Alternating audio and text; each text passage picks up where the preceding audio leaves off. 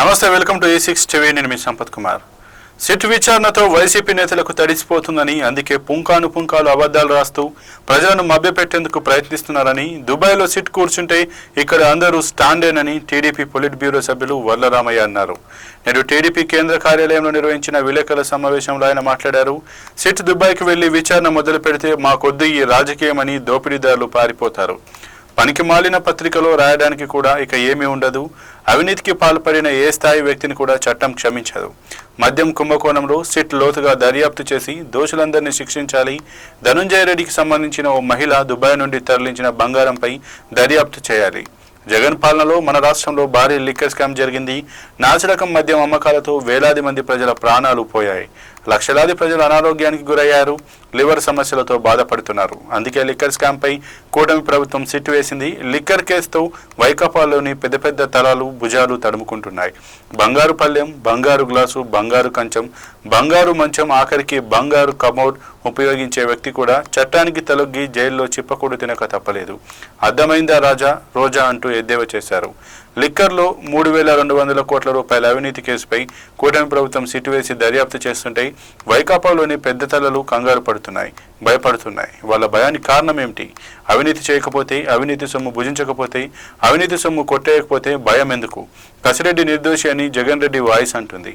Dubai నుండి మారుపేరుతో వచ్చి ఇక్కడ దొరికిన వ్యక్తి ఎలా నిజాయితీపరుడు అవుతాడు? దుబాయ్ ఎందుకు వెళ్లారు? దుబాయ్ వెళ్లడం వెనుక మర్మం ఏంటి? దుబాయ్లో దర్యాప్తు జరిగితే అటు సిట్ దెబ్బ, ఇటు దుబాయ్ దెబ్బ అంటూ చెంప దెబ్బ, ఇటు గోడ దెబ్బ అన్నట్లు ఉంటుంది.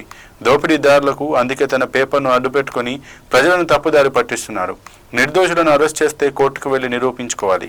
అయితే చట్టం తెలిసి తాను ఒక పేరు మోసిన న్యాయవాదినని చెప్పుకుంటున్న మాజీ మంత్రి అంబటి రాంబాబు ఐఏఎస్లను ఎలా అరెస్ట్ చేస్తారు, ఐపీఎస్లను ఎలా అరెస్ట్ చేస్తారని ప్రభుత్వాన్ని ప్రశ్నిస్తున్నాడు. అంబటి లా చదువుకున్నాడా? ఐపీఎస్ అయితే పిఎస్ఆర్ చట్టానికి అతీతుడా?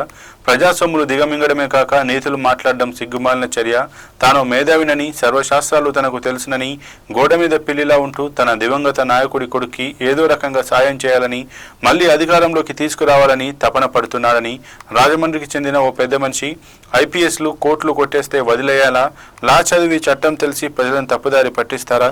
ఓపెన్ రికార్డున్నా దోషులకు సపోర్టుగా మాట్లాడడం ఏంటి? నిజాలు బయటపడి అరెస్టులు అవుతుంటే ఇప్పుడు తేలుకొట్టిన దొంగల్లా ఆ ఇద్దరు కిమ్మనడం లేదు.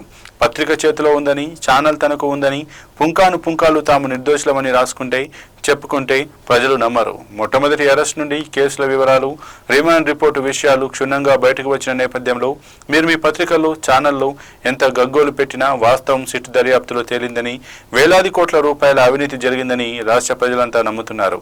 బాహుబలి, RRR, పుష్ప సినిమాలకు వచ్చిన డబ్బుల కంటే ఎక్కువగా జరిగిన 90,000 కోట్ల మద్యం వ్యాపారంలో 18,000 కోట్లను దోచుకున్నట్లు తెలుస్తుంది.